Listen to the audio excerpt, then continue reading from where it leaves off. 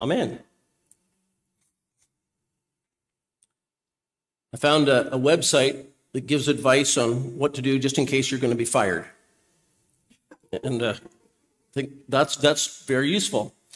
And because you never know, especially in this day and age, you never know. So, and what they say is you should actually, no matter where you work, you should have this in play at all times just in case. You know, it's better to be ready. It's like Boy Scouts, be prepared. 3 points. Keep your resume current. Keep it up. Just don't let that slip. Because your life experience changes. You can add to your resume. 2, keep your eye on the classifieds. Right? So you know what's out there, what might be for you. You never know, right? Keep your eye on the classifieds. By the way, lots of stuff in the classifieds these days. You know, there's lots of jobs out there. 3, network. Network. The art of networking is an art that perfects itself over time. So why not do it every chance you have? Mingle with new clients, chit-chat with executives at cocktail parties, and be genuinely nice to others. You never know when they could be of use to you. And we mean that in a respectful way. So, great advice there, but networking. These are real concerns in our world, because jobs are not as continuous as they used to be. Remember, not too many decades ago, many of us, and some of you folks here today, basically may have had one job, and you did that, and then you retired, and that was it. Much less common, that kind of thing nowadays. Like when I think of my own kids, most of them have had multiple jobs in the last 10, 20 years. One, although they have a PhD, they go from contract to contract. So they have to constantly be looking for, what's coming up, what's available, and updating the resume, and networking, and, all that stuff. It's real. So today's story is about a guy that got fired. Plain and simple, he gets fired. But he really did know how to network. He was really good at it for the first century, but of course in a very sneaky way, which, it actually might be argued that, to just chit-chat with people at cocktail parties in order to make friends, in order to get a job someday, might be considered a little sneaky too. But, So this passage, this is a parable. It doesn't say it's a parable. It says Jesus told his disciples there was a rich man.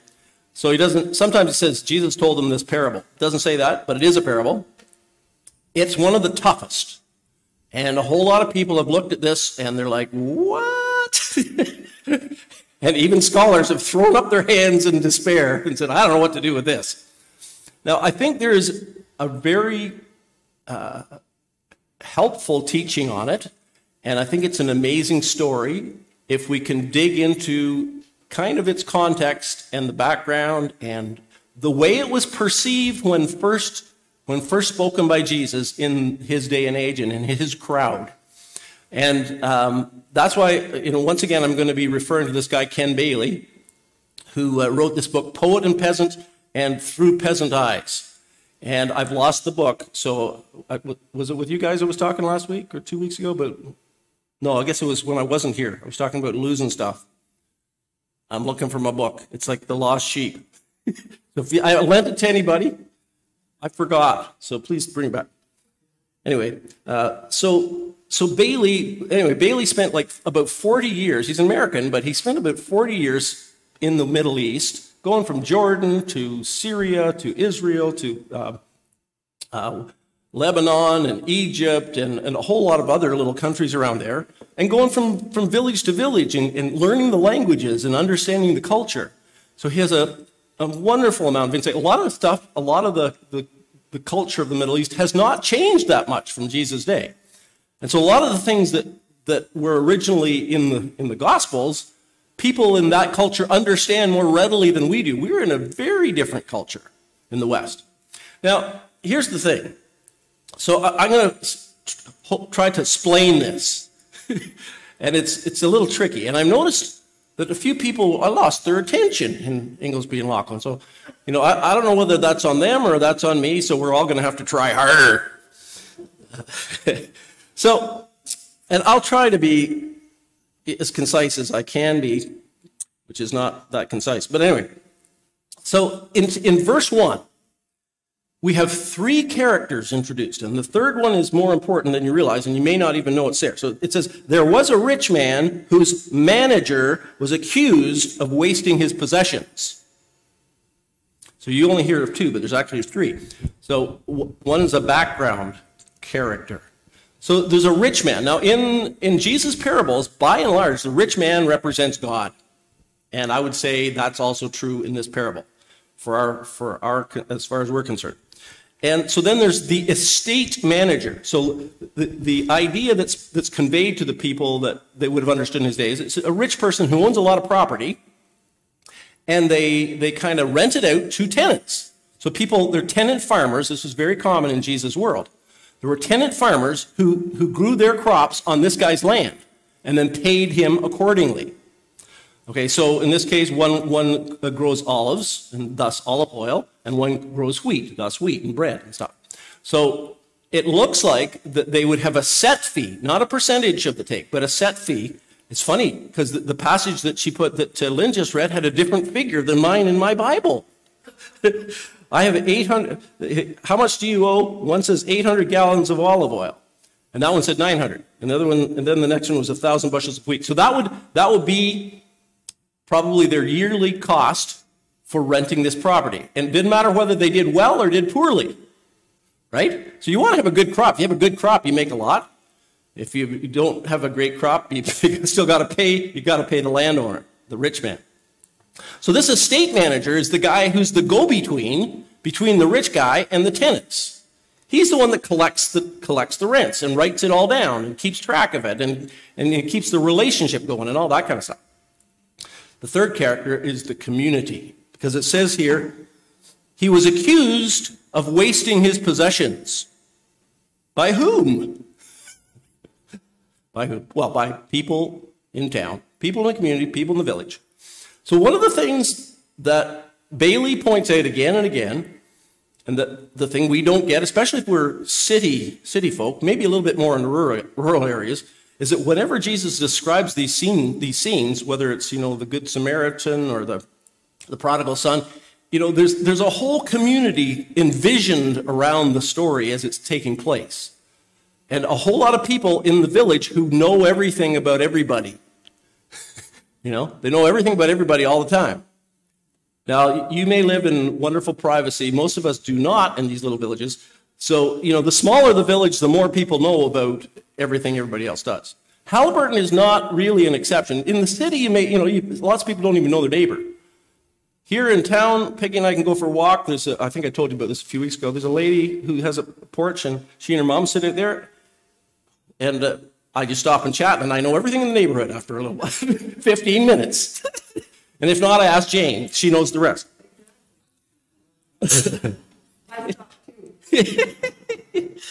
So that was the world Jesus brought. I mean, they didn't, nowadays, we have all this electronic stuff, but it was person to person, voice to voice, and then you tell this, they tell them, and everybody soon everybody knows. So that's assumed. That's assumed in the parables of Jesus.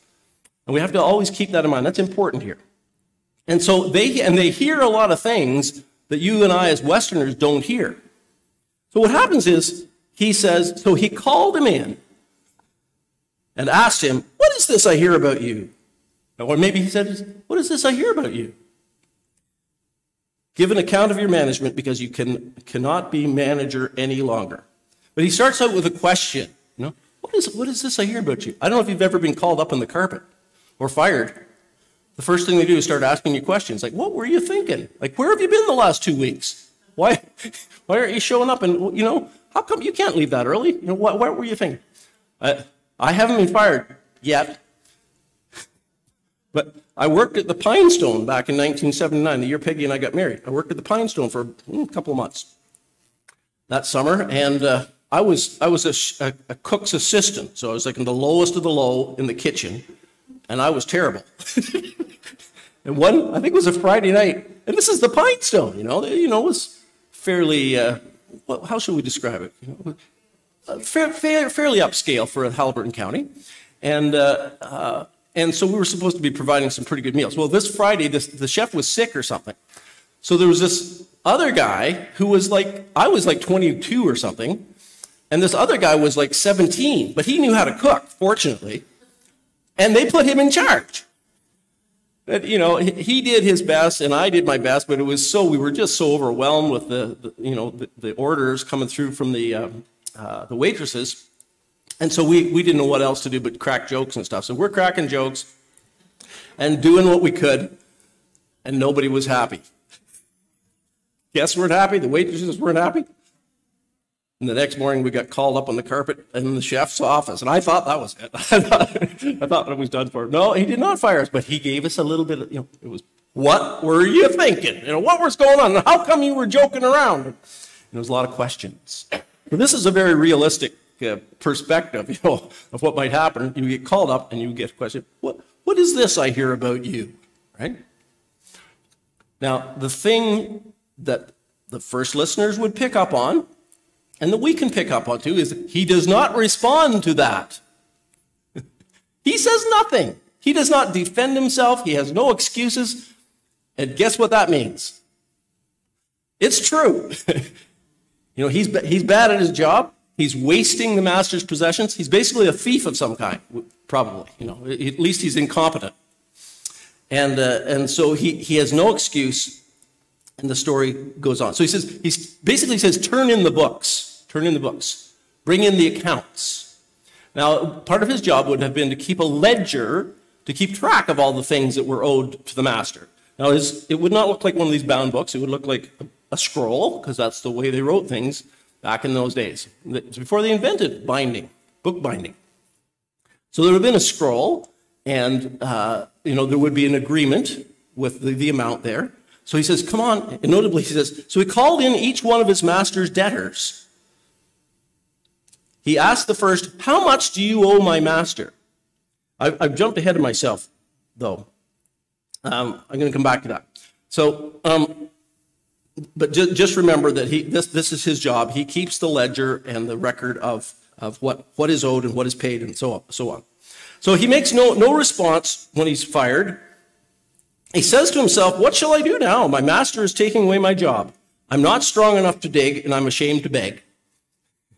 So he's honest. He's not honest about some things, but he's honest about himself, about what he's capable of, and he knows his limits. He's pretty self-aware, and he says, you know what?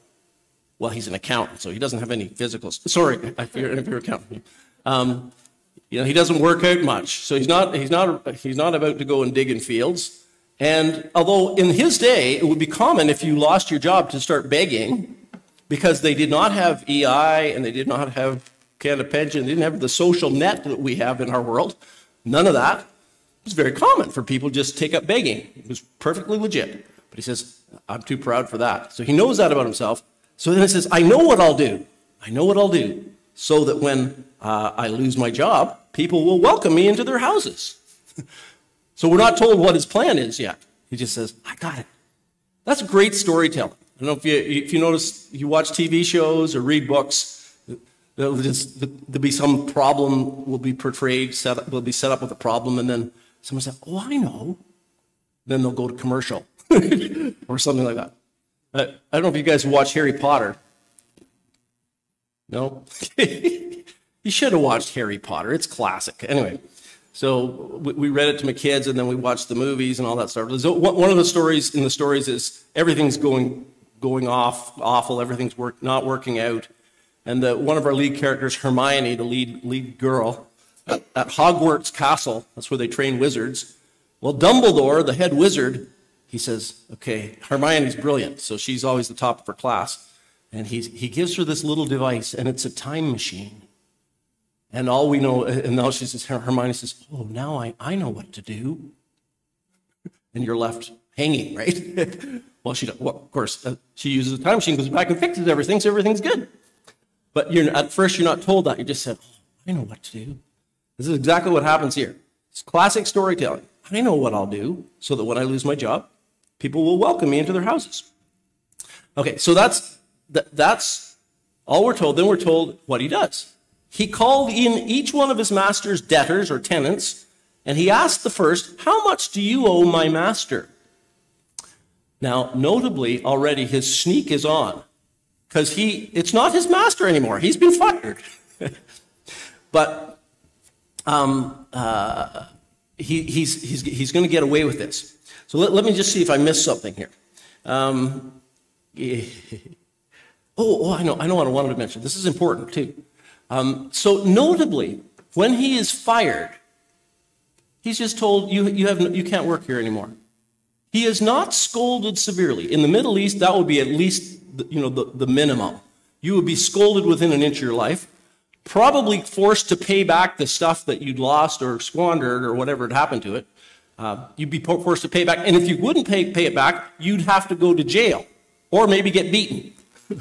So those are all the kinds of things that in our world, we go get fired somewhere. Everybody has to be nice to you still, right? It's like the law. And so we expect them to just say something like, oh, you can no longer have this job, you're fired. Wasn't there some guy that had a show where it was, you're fired? Some guy. Anyway, we won't mention that. But, in the ancient world, not so. It was a cruel, harsh world. And so those people that were listening to this for the first time, this story from Jesus, would be thinking, well, how come there were no consequences, really? How come he's just letting them off? This guy is super compassionate. He's kind. He has a heart for his employee who is messed up. He is full of mercy. So that's something that Bailey points out that I would never have noticed. but that would have been the mindset of the community as they listened to the story for the first time. That this guy is a merciful master, a merciful rich man. So he summons them and he says, how much do you owe my master? Well, he's not his master anymore. So he's deceiving them into thinking he's still employed. And he says, how much do you owe? 800 gallons of oil. Sit down quickly. Notice the word quickly because before the word gets out into the community, he's got to get away with this. And make it 400. Okay, great. That's a pretty good deal. So in my Bible, that's 50% off. I like a 50% off deal. And then he asked the second, how much do you owe? 1,000 bushels of wheat. He said, well, take your bill and make it 800. 20% off.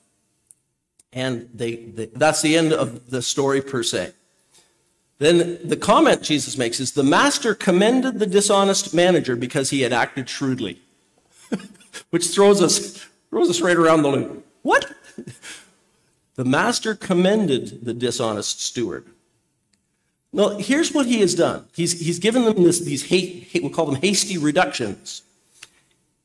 The result is he has made the master look extremely generous in the eyes of the community. He looks like the greatest guy on earth. And, it wasn't his intention to do that, but this shrewd steward has figured out a way out. So not only has he made the master look extremely generous and wonderful, he's making himself look pretty good too, because it looks like he's the one maybe that made it happen, that did the work to persuade the master to give them this deal. So it's quite brilliant because everybody in the community will now rejoice and celebrate that, they have such a wonderful rich person that's taking care of everybody. He's great. Much rejoicing and praising. It reminded me of a story. I've told you the story once or twice, but some of you probably weren't here. A real story in our day and age of a guy named Dan Price, Gravity Payments. And this was about 7 years ago. So he's the CEO of this company, Gravity Payments, in the States. I think he's in Seattle. Not sure. True story. So he decided that the employees of his company should have a minimum wage in America of $70,000 a year. And he calls them in and announces it to them. And there's YouTube video of him announcing it. And so the first year, everybody that had less than 50,000 would make at least 50,000. The next year, everybody would make at least 60,000. Everybody would make at least 70,000 in the third year. And I looked it up again last night, and now he's up to 80,000. So everybody in that company makes a minimum of $80,000 a year. Interestingly enough, in this day and age where people are trying to have trouble finding employees, you might be surprised to find he has 300 applicants for every job opening. No worries. And they've done surprisingly well, even through COVID. They haven't lost, they haven't gone down nearly as much as people around them. People stay with the company, people are happy to work there. There's something wise about that. But if you look at the YouTube video, you can see this rejoicing and celebrating and how thrilled people are. So that's the kind of thing, the picture we have here, of people that are just thrilled. So the master now can't renege on that, you see. He can't go back and take that back because he would be shamed in the eyes of his community. And so now he is seen as being not only wealthy but generous. And that's this wonderful thing. The master commended the dishonest steward. And from the peasant's mind, the peasants of Jesus' day would be looking, they would think that this guy was like a hero, this dishonest steward.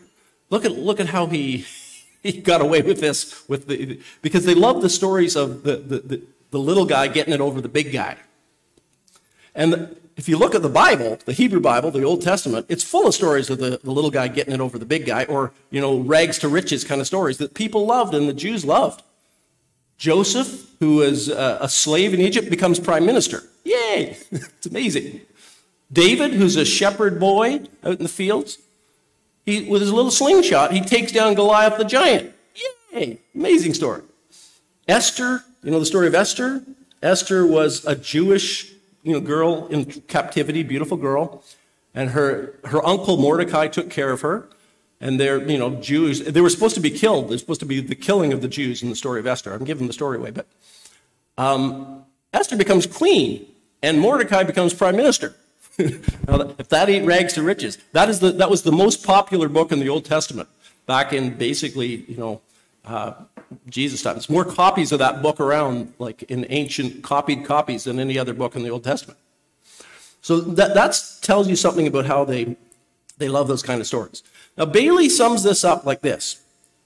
The steward's plan is to risk everything on the quality of mercy he has already experienced from the master. I think this is key. His plan is to risk everything on the quality of mercy he has already experienced from the master. He is praised for his wisdom in knowing where his salvation lay, not for his dishonesty. So he banks everything on the mercy of the master could come down on him still. He could he could take back all this largesse that's being handed out. He could renege on that. He does not. And he counted on that because he knows the heart of the master, and he's throwing himself on the mercy of the master. It's a great story, but we wouldn't know that except we get some background. It's not in the Western mind, but an Easterner would get that. So he risks everything on the quality of mercy he has already experienced from the master. He is praised for his wisdom in knowing where his deliverance lay, in knowing where his salvation lay, and knowing where his rescue is going to come from, not in his dishonesty. What a master storyteller is Jesus. Master storyteller. So this is exactly reality. The story's about us, as Jesus' parables are. It's about us. We are in the position of the steward, you and I. Wonderful as we may think ourselves to be, we are in the position of the steward who has wasted the possessions of the master. Because as human beings made in the image and likeness of God, we are created to be God's stewards of all his creation. And we're to be taking care of this earth. From the get-go. Be fruitful and multiply, fill the earth and subdue it. Some of the translations have dominion over it. Take care of it, basically. Take care of this earth. Take care of this world. Take care of each other. Remember Cain and Abel in the early parts of the Bible? Cain kills his brother Abel. And God calls him up on the carpet.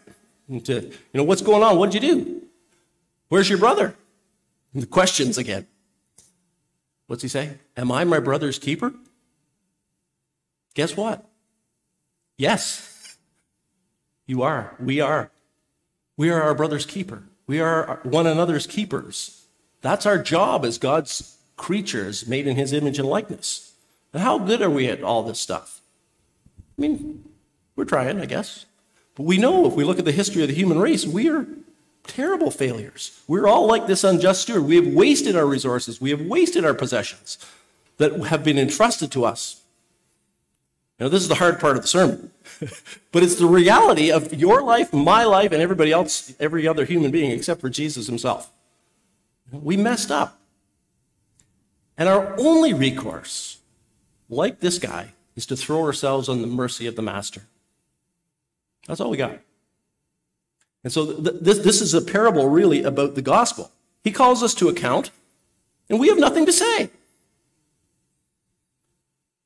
And our recourse is to throw ourselves on the mercy of the Master.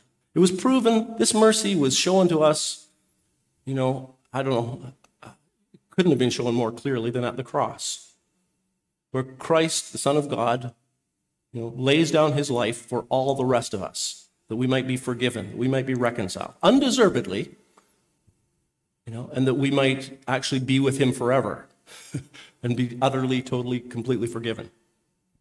It ought to blow us away all the time. So that's kind of the message of this. Now, of course, meantime, by God's grace, we seek to be better, humbler stewards of God's gracious gifts. And he provides us with that grace and with his power and with his presence and with the Holy Spirit so that we can be. Let us pray.